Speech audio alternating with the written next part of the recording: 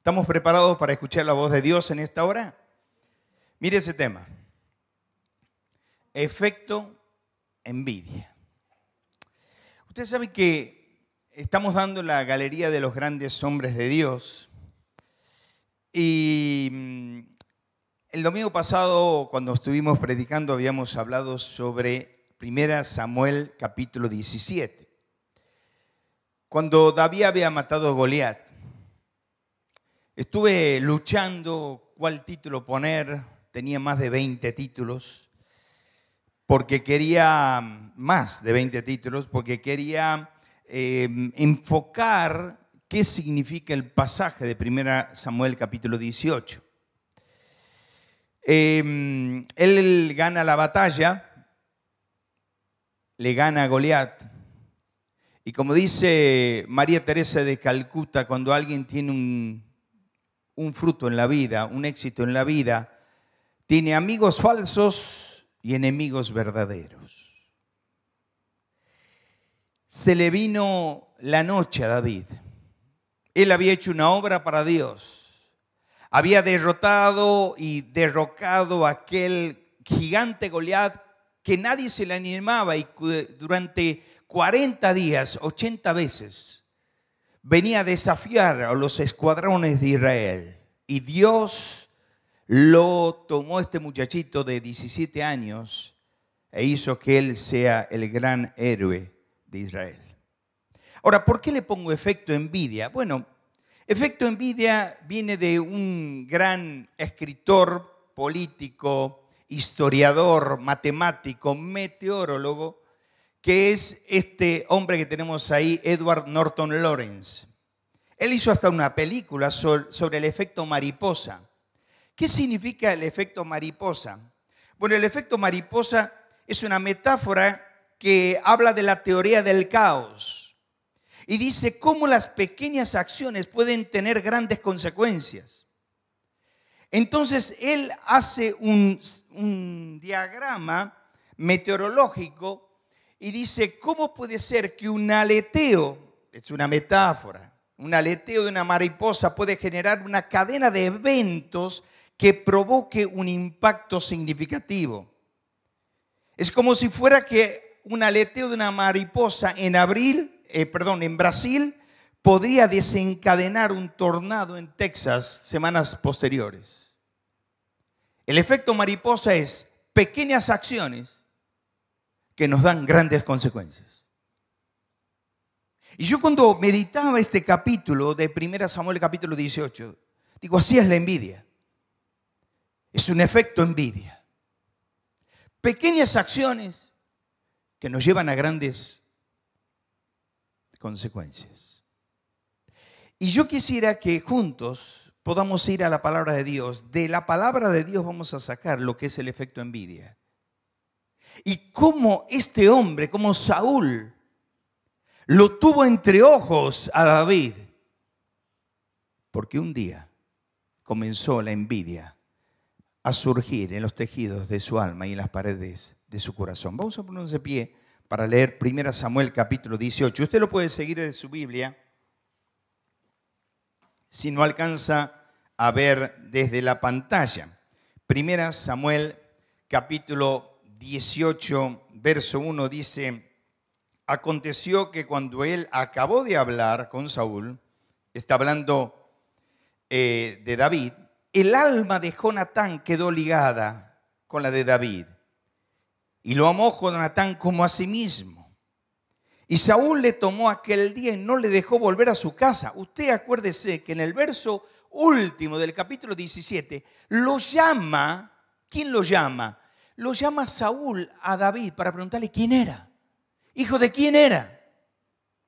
Entonces cuando lo llama, no lo deje volver a su casa. Y dice la Biblia allí, y se lo dijo a David, verso 3, 2, y Saúl le tomó aquel día y no le dejó volver de su casa, de su padre, e hicieron pacto Jonatán y David, porque él le amaba como a sí mismo. Y Jonatán se quitó su manto que llevaba y se lo dio a David, y otras ropas suyas, hasta su espada, su arco, su talabarte, verso 5. Y salía David donde quiera y Saúl le enviaba. Era su hombre de confianza. Y se portaba prudentemente. Y lo pasó Saúl, gente de guerra. Lo puso Saúl sobre gente de guerra y era acepto a los ojos de todo el pueblo y a los ojos de los siervos de Saúl. Verso 6. Aconteció cuando volvían ellos, cuando David volvió de matar al filisteo, salieron las mujeres de todas las ciudades de Israel cantando y danzando para recibir a Saúl. Reconocían el reinado de Saúl, pero decían, con panderos y con cánticos de alegría y con instrumentos de música cantaban las mujeres y decían, Saúl hirió a sus miles y David a sus 10,000. Y se enojó Saúl en gran manera y le desagradó ese dicho y dijo, a David dieron 10,000 y a mí 1,000. No le falta más que el reino. Verso 9, todos juntos. Y desde aquel día Saúl no miró con buenos ojos a David. Verso 10. Aconteció al otro día que un espíritu malo de parte de Dios tomó a Saúl y él desvariaba en medio de la casa. David tocaba con su mano como los otros días y tenía Saúl una lanza en su mano y arrojó Saúl la lanza diciendo, enclavaré a David a la pared. Pero David lo evadió 2 veces. Mas Saúl estaba temeroso de David por cuanto Jehová estaba con él y se había apartado de Saúl, por lo cual Saúl se alejó de sí y le hizo jefe de 1,000. Salía y entraba delante del pueblo, verso 14. Y David conducía prudentemente en todos sus asuntos y Jehová estaba con él. Y vamos a terminar todos el verso 15.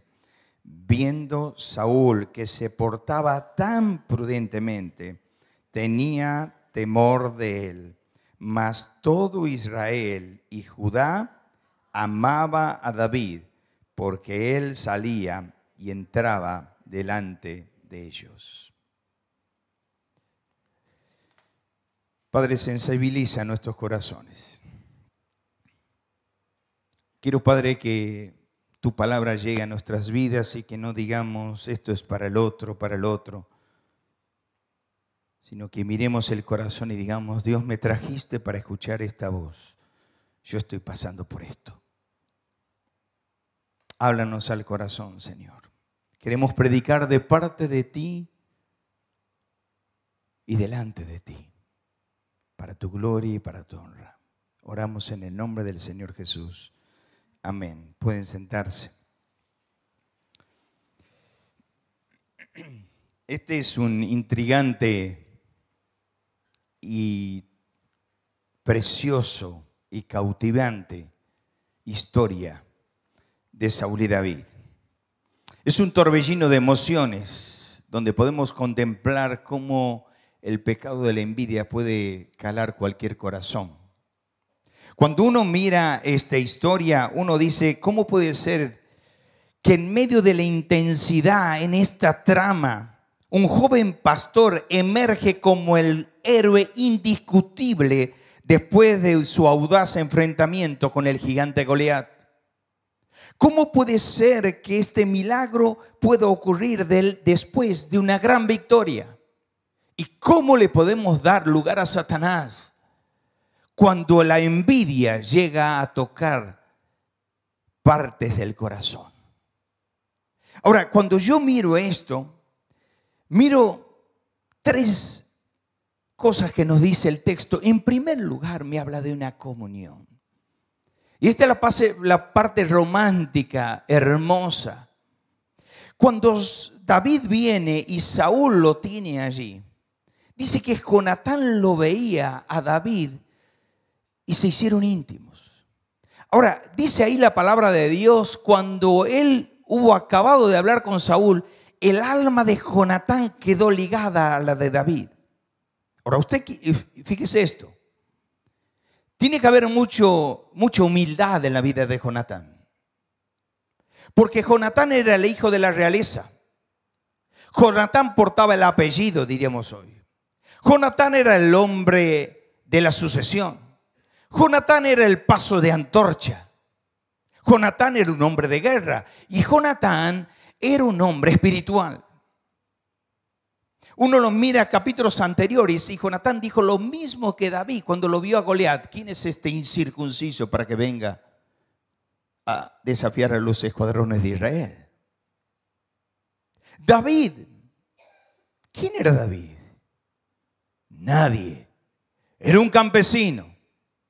Jonatán era el primogénito de la realeza. David, ¿quién era? El último de los hijos de una moabita idólatra como Ruth. No tenía raigambre, no tenía historia, no tenía mensaje, no tenía trayectoria. Pero como en la casa de Dios y las cosas de Dios, aquí lo que interesa es el corazón sensible. Vemos cómo un David empieza a tomar posiciones que él nunca pretendió.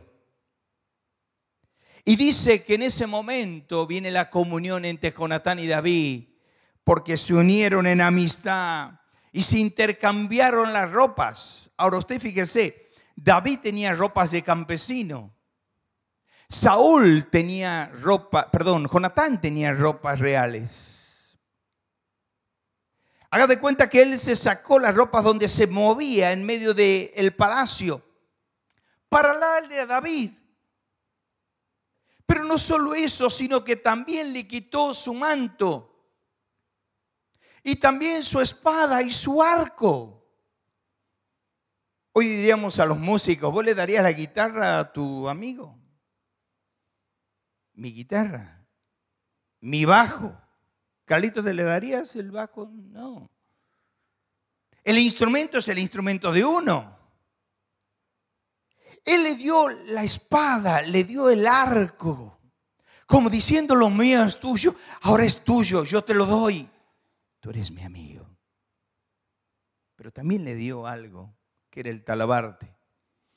El talabarte de los 12 jueces que tenemos en Israel, el primero era Og y el último era Sansón. El segundo juez era Og, que entró en la tierra de Eglón, en el palacio de Eglón. Y en el arma corta era donde el talabarte era donde se guardaba el arma corta, el arma secreta. Según dicen que Ahod era zurdo, entonces él lo que hizo es meter la mano y cuando nadie lo veía en el palacio, Ahod le metió una lanza en el estómago donde salió lo que la Biblia dice que salió. El arma corta es, yo tengo más secretos contigo. Jonatán le dio el talabarte a David y él dijo, no tengo nada contigo. Es más, tú te puedes dar vuelta y yo nunca te clavaré una espada por la espalda. Toma mi talabarte. Sos mi amigo. Ahora déjeme que esto lo envuelva en un paquete de oro y en una cinta de cristal para llevártelo y entregártelo a ti. Nosotros tenemos que aprender a entregar el talabarte a nuestros hermanos. Es decir, aunque no estés presente, nunca hablaré de ti. Aquí te entrego el talabarte. Porque muchas veces, cuando no estamos presentes en una conversación, cuando no estamos presentes en una casa, cuando no estamos presentes en una mesa, sale nuestro nombre. Claro, como no estamos presentes, no tenemos oportunidad de defendernos y todos son valientes. Y empezamos a hablar, ¿dónde quedó el talabarte? ¿A dónde quedó? De paso digo, dame un padre que hable mal de los hermanos de la iglesia y verás un padre que tendrá a sus hijos apartados. Nunca hables mal de los hermanos de la iglesia, de los ancianos, de los líderes en tu mesa familiar, porque tus hijos mañana se apartarán. Te puedo dar una lista entera de padres murmuradores, hijos apartados. De padres murmuradores, hijos en el mundo. No me gusta decir en el mundo, pero no quieren saber nada con Dios. Porque el Padre habló. El Padre que es el sacerdote del hogar, el Padre que tiene que dar el ejemplo, el Padre que tiene que tener el talabarte de los hermanos de la iglesia. Empezó a tener envidia, celos, bronca. ¿Qué tiene que ver los hijos? Es que yo digo la verdad. Dices la verdad y estás bajo la ira de Dios. Seguí conmigo la historia. Seguí conmigo la historia. En segundo lugar, vemos la comparación. ¿Por qué? Porque una vez que viene la comunión, viene la comparación.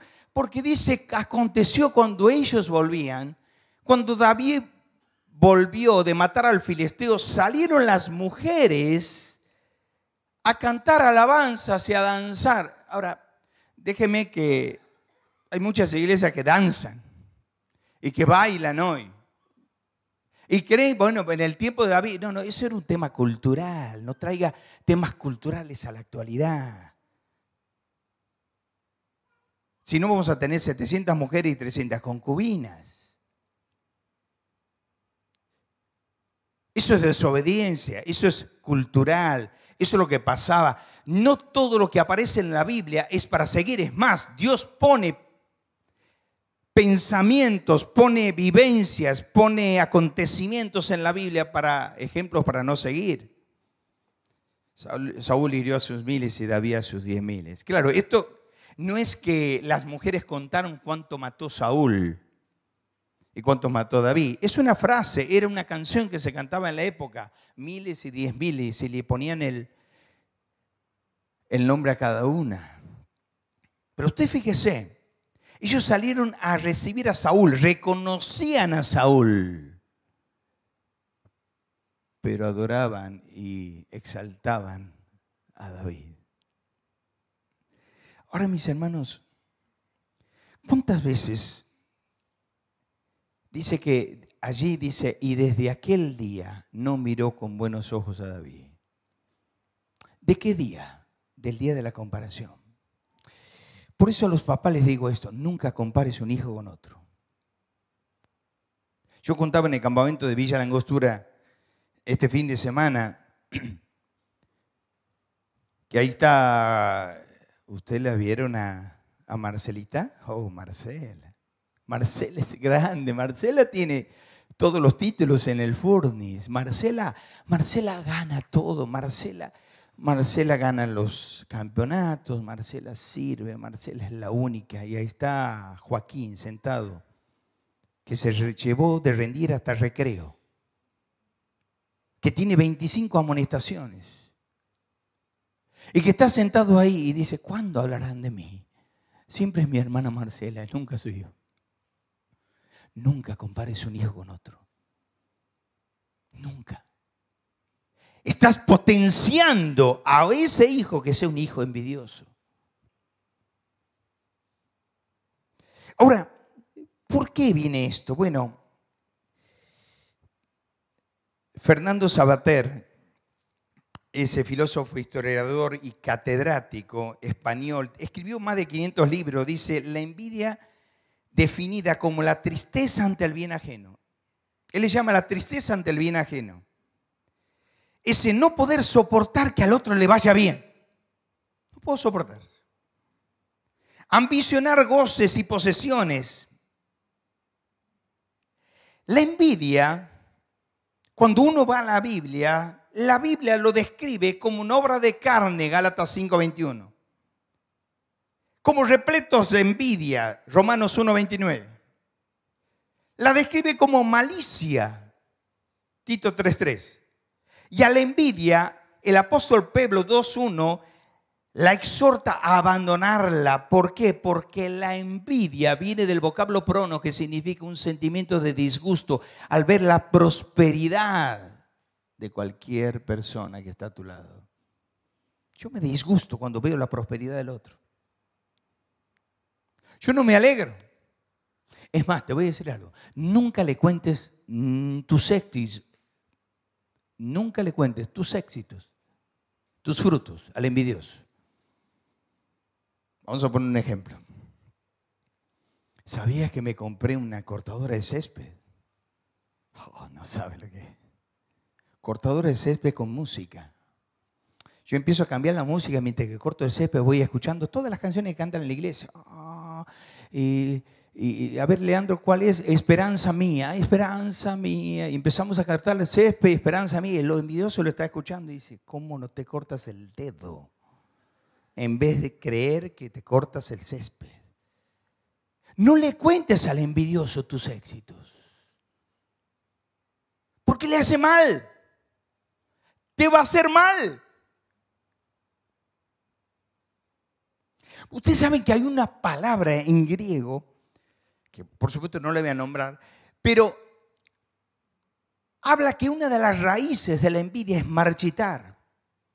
El envidioso crece y Dios lo va levantando y lo va levantando. Es como el globo de aire que va volando y volando y se pierde en medio de los árboles y se va y se va y se va. Y el envidioso queda mordiendo bronca, envidia, orgullo, enojado, amargado y en el mismo lugar. ¿Te pasa esto a vos? Mirá lo que le pasó a este Saúl. Desde aquel día no miró con buenos ojos a David. Fue un clic. Capítulos anteriores, en el capítulo 16, verso 18, a él le venía el espíritu malo, no es que le venía el espíritu malo, él sentía bajones emocionales y uno de los siervos dice, llamen a David. David sabe tocar, es prudente en palabras. Era para tocar, no era para hablar, pero él es prudente en palabras. Era hombre de guerra. Él tocó un instrumento. ¿Para qué quiere un hombre de guerra? Pero era hombre de guerra, era valiente, era prudente en palabras y sabe tocar. David venía, tal vez venía caminando, no tenía auto, no tenía carro, era un campesino, llegaba al palacio y venía con su arpa. Ahí viene David, él tocará para mí, a mí se me irá todo este malestar. Pero desde aquel día, desde el día de la comparación, no miró con buenos ojos a David. Sócrates dice, la envidia es el gusano roedor de la felicidad del hombre. Napoleón Bonaparte dice, la envidia es una declaración de inferioridad. Por eso Proverbios 27:4 dice, el enojo es cruel, la ira es destructiva y la envidia es incontrolable. Por eso Proverbios 14:30 dice esta versión, mente sana en cuerpo sano, por eso la envidia te destruye por completo. Ese es el mismo texto que habla en la versión 60, 14:30 de Proverbios, estoy hablando, que carcome los huesos. La envidia te carcome los huesos. Aquí tenemos una odontóloga. ¿Sabe qué significa carcome los huesos? Que la envidia tiene escarie en el diente. Pronto se te pudre el diente. La envidia pudre el corazón, mi hermano. Tienes que detectarla. Tienes que alertarte. Tienes que orar por la persona que empiezas a tener envidia, porque ¿qué pasa? Cuando vos empiezas a tener envidia, empiezas a alejarte de la persona. ¿Por qué? Porque no quiero verlo, no quiero verlo, no quiero verlo, no quiero verlo.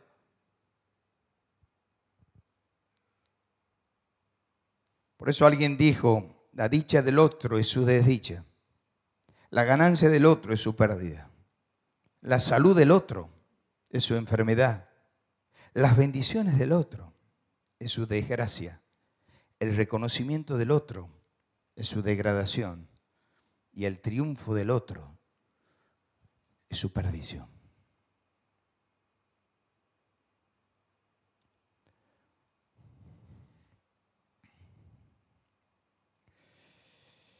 Quiero decirte esto. Cuando escasea tu vida, experiencias renovadoras con Dios, somos propensos a derrumbarnos nuestras vidas y la vida de nuestros hijos a este terrible pecado. Vuelvo a repetir. Cuando escasea en tu vida experiencias renovadoras con Dios, somos propensos a caer en este pecado destructivo que es la envidia. Los grandes médicos dicen que las enfermedades congénitas, de cada un caso, 33 son congénitos. ¿Qué significa? Los hijos van a tener. Escucha bien lo que te voy a decir. 1.33. Cada uno, 33 tienen esa enfermedad. No sé, la enfermedad de ELA, como tenía este hermano en el sur. Colesterol, 1.33. Ante el pecado de la envidia, es 1 por 1.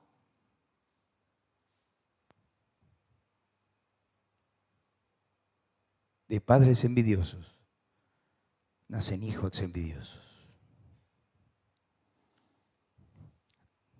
Termino. Crueldad. ¿Cómo? Y sí, comenzó con la comunión, el maravilloso encuentro entre David y Jonatán. Sigue la comparación, vemos la decadencia de David. Termina con la crueldad. ¿Ustedes creen que yo puse efecto mariposa por casualidad? No.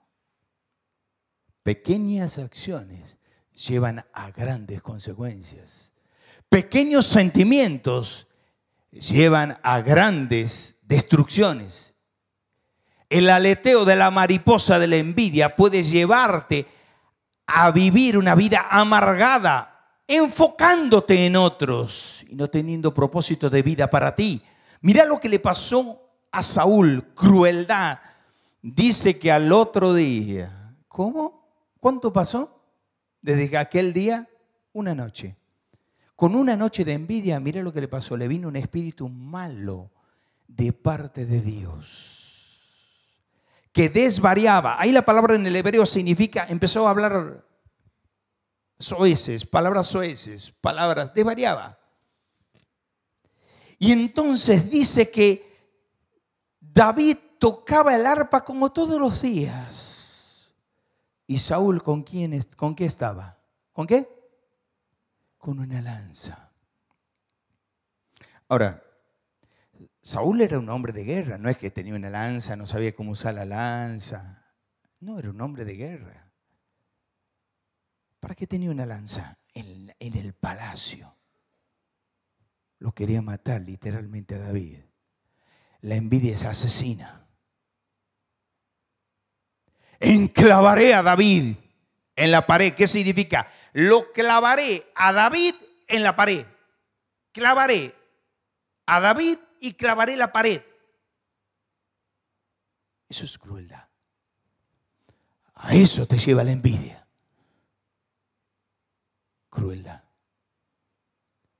Y le tira la primera vez. Y David tocaba y le esquiva.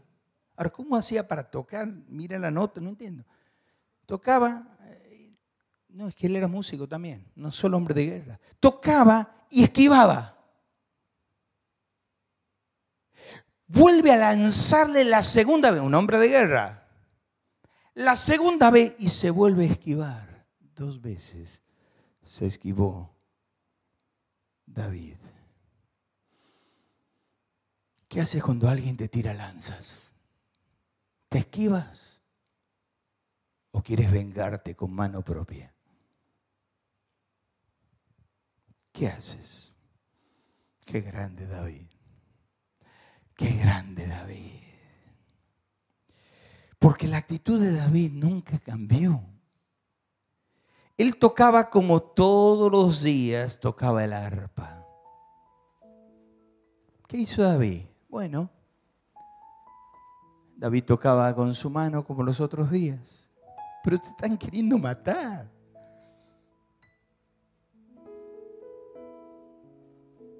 No me interesa. Yo sigo sirviendo a Dios. Era un hombre de guerra. Había recién matado a Goliat. Goliat, 3 metros de alto. ¿Se acuerdan el casco? Una cabezota así. ¿No le tiene miedo a David? ¿A Saúl? No. Lo podía haber matado a Saúl si lo mató a Goliat.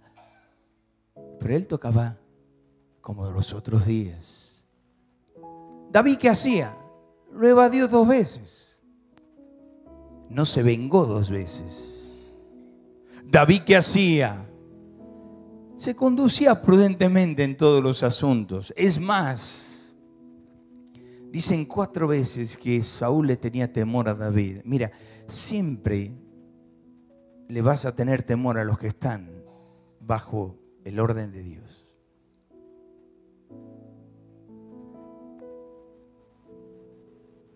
Jehová estaba con David.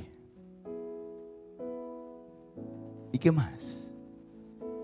Mas todo Israel y Judá amaba a David. ¿Sabes, mi querido? Cuando tu conducta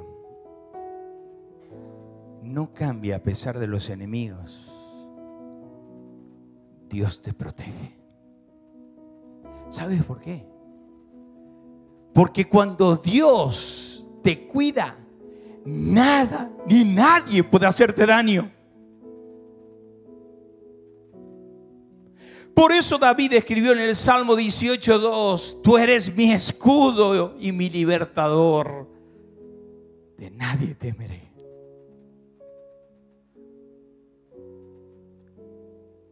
Por lo tanto, no tengas miedo a nadie. No tengas miedo que hablen de ti. No tengas miedo que te envidien a ti. No tengas miedo que alguien te haga daño, porque nadie te va a hacer daño. Nadie. Yo le pregunté a Samuel Pérez Millo en este último viaje: don Samuel, ¿qué hace usted ante la envidia? Y me mira y me dice: ¿la mía o la que me tienen? Las dos, le digo. La mía la arreglo con el Señor. ¿Y la que le tiene? Con la manito así, ¿no? Que se arreglen ellos. Me quedo con la primera. ¿Qué haces con la envidia? Cuando te sientes mal, cuando otro te cuenta cosas y a vos te daña. Primero, no le cuentes. Segundo, si te daña, ora por esa persona. Hermano querido, la envidia quita el crecimiento espiritual de las personas. Te vas marchitando. Pierdes el propósito de Dios. Dejas de adorar a Dios por adorar a esa persona que envidias. Porque la levantas en una altura tan alta que nunca poseyó. Pero vos la levantaste con tu envidia. Por eso en esta mañana vamos a orar de 2 en 2, 3 en 3. ¿Quieres orar con tus hijos? Puedes orar. Pero vamos a orar por esto. Señor, quita la envidia de la iglesia. Quita la murmuración de la iglesia, si es que hay. Quita todo lo malo que intervenga en un crecimiento de nuestra amada iglesia. Y si tienes envidia en esta hora, dile: Señor, ya no quiero tener más en video, como dice el latín. No lo quiero tener más en la mira. Quiero, Dios, que en esta mañana pueda ser liberado de este pecado.